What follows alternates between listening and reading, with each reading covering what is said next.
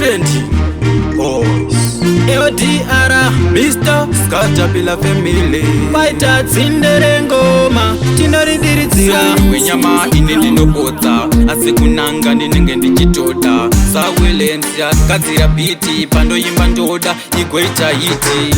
Ndinoda chakanaka mukuru wangu, ndinoda chakanaka mukuru wangu. uplifting ndo yatinoda chatinoda kusimudzwa muguruva. Ndinoda chakanaka mukuru wangu, ndinoda chakanaka mukuru wangu. Uplifting ndo yatinoda chatinoda kusimudzwa muguruva.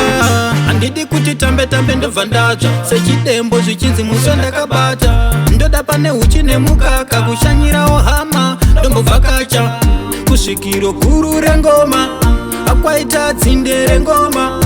Trending boys musandifungidzira sechitima munjanji handibude munzira. Ndinoda chakanaka mukuru wangu, ndinoda chakanaka mukuru wangu.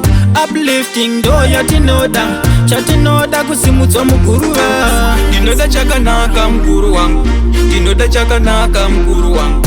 Uplifting ndo yatinoda chatinoda kusimudzwa muguruva. Ndapinda machena kuna mumwe mwari ndiyane simba. Ndinotoda kurira kuredhiyo ndaimba audio ndoshootwa chivhidhiyo. Makolapse ndichaita yekuramba ndaimba na Laxido ndoti zvakwana. Ndini ndinoziva kwandakananga mandindo andiende kun'anga. Ndinoda chakanaka mukuru wangu, ndinoda chakanaka mukuru wangu. Uplifting ndo yatinoda chatinoda kusimudzwa muguruva. Ndinoda chakanaka mukuru wangu, ndinoda chakanaka mukuru wangu. Uplifting ndo yatinoda chatinoda kusimudzwa muguruva. Handidi kuti tambe tambe ndobva ndatsva sechidembo zvichinzi muswe ndakabata. Ndoda pane uchi nemukaka kushanyirawo hama ndombovhakacha kusvikiro guru rengoma akwaita tsinde rengoma. Trending boys musandifungidzira sechitima munjanji handibude munzira. Ndinoda chakanaka mukuru wangu, ndinoda chakanaka mukuru wangu.